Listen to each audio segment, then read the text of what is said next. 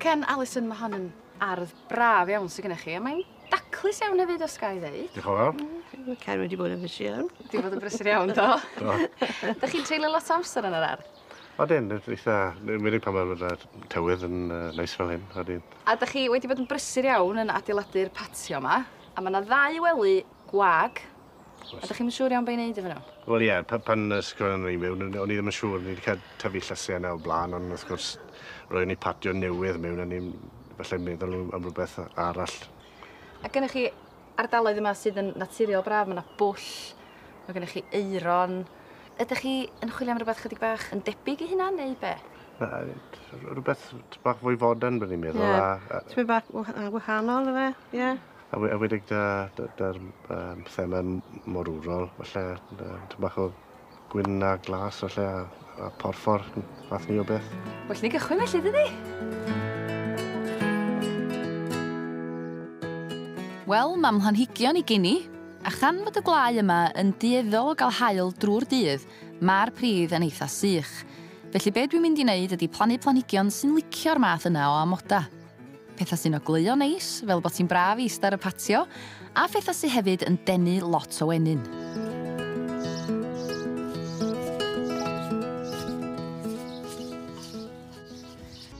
Fi wedi dewis amryw o wahanol blanhigion.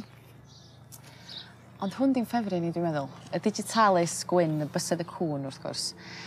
A fel yr un gwyllt, mae o'n mynd i fod yn ofnadwy o boblogaidd hefo'r gwenyn, sydd yn union be mae Alison a Ken isio.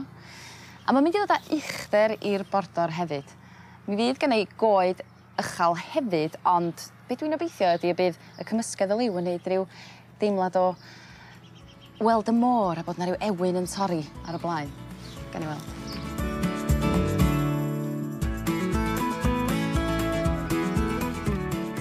Mae'n bwysig eich bod chi'n gosod planhigion cyn i plannu nhw bob amser wrth gwrs.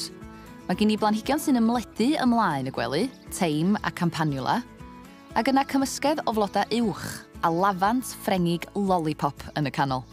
Yna prifet siap standard yn y 2 wely i fframio'r grisiau i'r patio.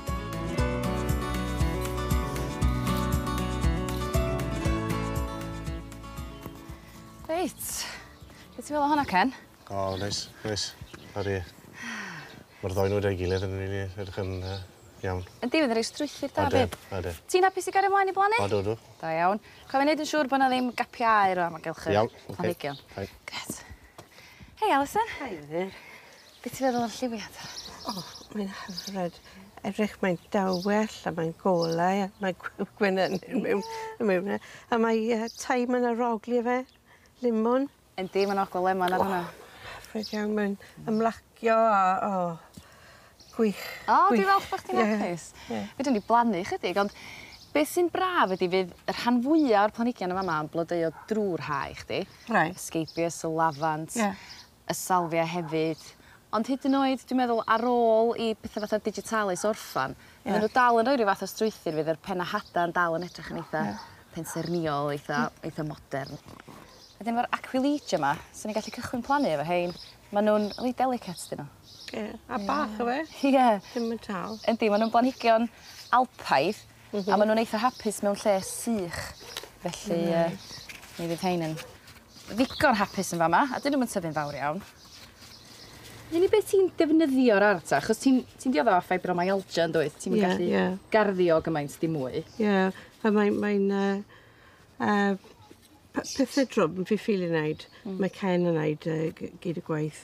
Ond fi'n wedi caru y garddio trwy fy mywyd. Sa'n byd gwaith nag oes pan wyt ti wedi bod yn garddio ar hyd oes na teimlo bod yr ardd yn mynd allan o dy reolaeth di.